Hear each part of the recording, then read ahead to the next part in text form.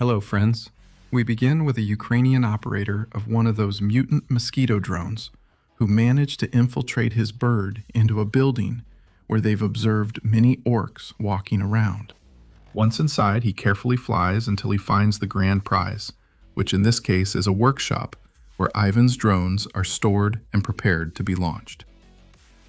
He notices they've accumulated some dust, so he proceeds to shake them so vigorously that it causes a fire. This sequence could have come straight out of a Terminator movie.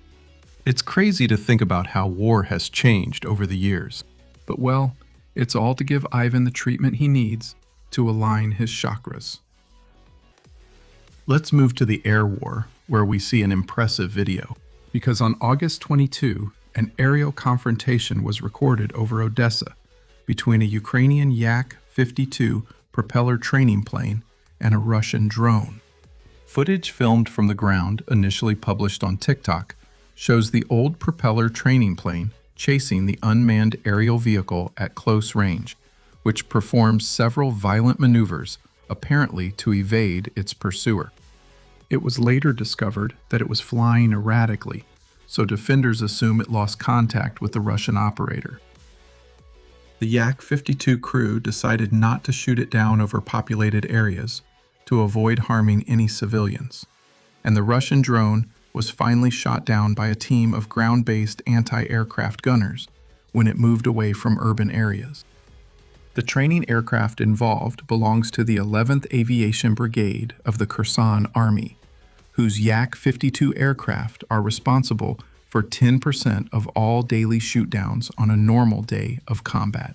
Because of this, and thanks to this great effectiveness, these aircraft and their pilot-gunner teams were the spearhead of Odessa's defenses, which faced a massive attack of 217 drones that day, of which they managed to shoot down 182 of the intruders.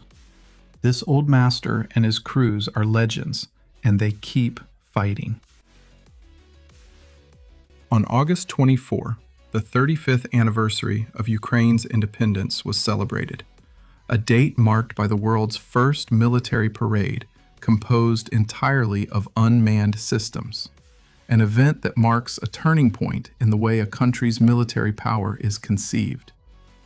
At dawn, and without any prior announcement for security reasons, dozens of unmanned ground vehicles traveled down Krishtatic Avenue, while unmanned boats sailed the Dnipro River and swarms of drones flew over the capital. In total, about 100 units of Ukrainian-made weaponry were displayed, including 30 ground robotic systems of 6 models and 9 unmanned surface vessels: Magura, Sea Baby, and Sargon, 18 aerial interceptors, 27 Vampire, Lazar, and heavy-shot bomber drones, 8 Shark and LF-400 reconnaissance drones, and 7 strategic attack drones.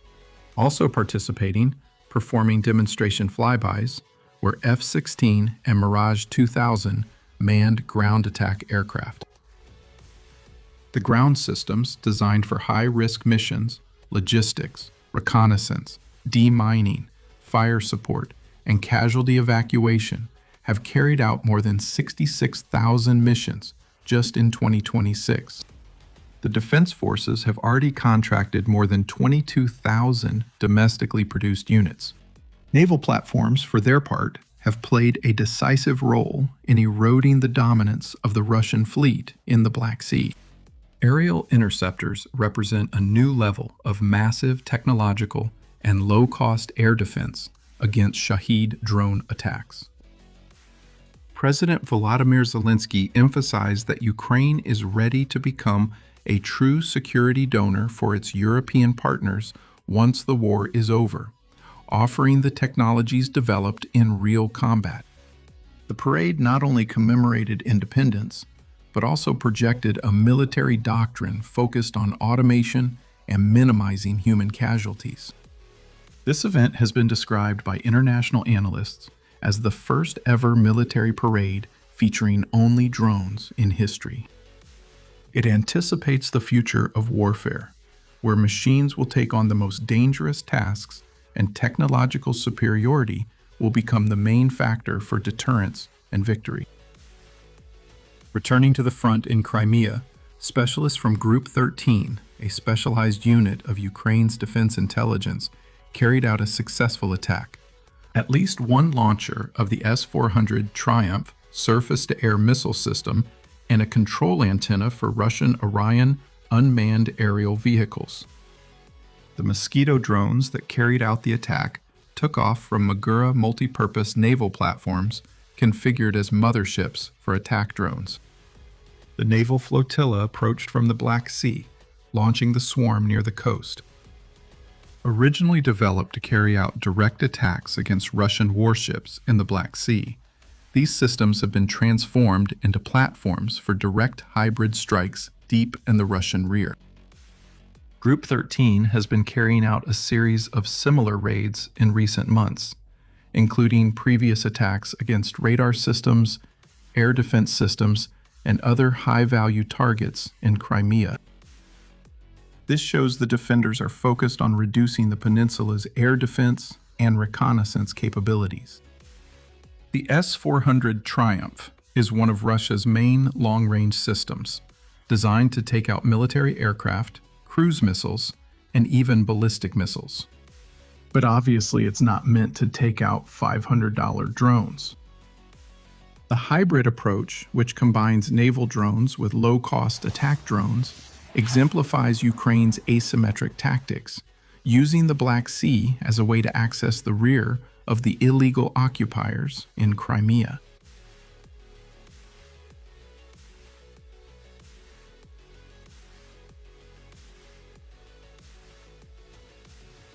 Recently, the invaders have become bolder with the use of the self-propelled artillery they have left.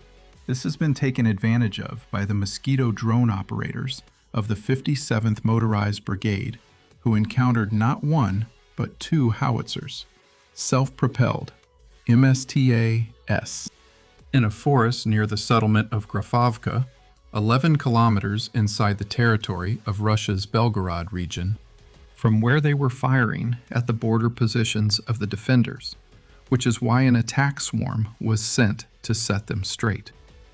This was completed very precisely in under 30 minutes. These heavy artillery systems have suffered a large number of losses, forcing Ivan to rely more and more on towed howitzers. At this rate, he'll need to pull howitzers from museums just to keep giving his assault orcs artillery support. In the air war, a Ukrainian Shark-type reconnaissance drone discovered the presence of a Russian forward command post on the outskirts of Lysychansk in Luhansk Oblast. The Shark, acquired through the Shark fundraising campaign by the Sergei Prytula Foundation, began to illuminate the target with a laser designator. The enemy command post, located approximately 40 kilometers behind the front line, thanks to this, a tactical fighter bomber was able to launch a precision strike with GBU-64 guided bombs, reducing the facilities to rubble. Up to this point, just another normal day at work. However, according to intelligence reports, the attack demilitarized 18 invaders, among whom were Colonel Vadim Alexandrovich Stramenko, commander of the 201st Rifle Regiment of the 7th Guards Motorized Rifle Brigade, the regiment's deputy logistics commander, the medical company commander, and the head of the armored unit of the 7th Brigade. I think we can say that these flying sharks are quite a bit more dangerous than the original ones, at least for Ivan. A MiG-29 fighter jet from the Ukrainian Air Force carried out a successful attack against a Russian military base in the northern part of the front, covering areas near the Sumy region and adjacent Russian territory, such as parts of Kursk Oblast. In recent months, Ukraine has carried out repeated air operations with the aim of disrupting concentration areas, logistical nodes, troop positions, and specialized units. The munitions used were French-made Hammer-guided bombs. Ukraine's MiG-29 fleet, although aging, has successfully adapted to carry a growing arsenal of Western precision weapons. The integration of the hammer highlights effective technical collaboration and rapid adaptation in the field, allowing older generation fighters to deliver results that were previously associated with more modern Western aircraft.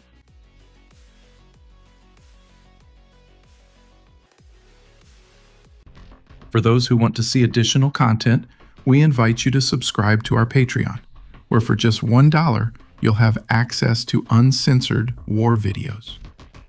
Visit our store and discover items from distinguished Ukrainian units. Each purchase directly supports United 24, contributing to reconstruction, civil aid, and defense. Remember to like and subscribe to the channel.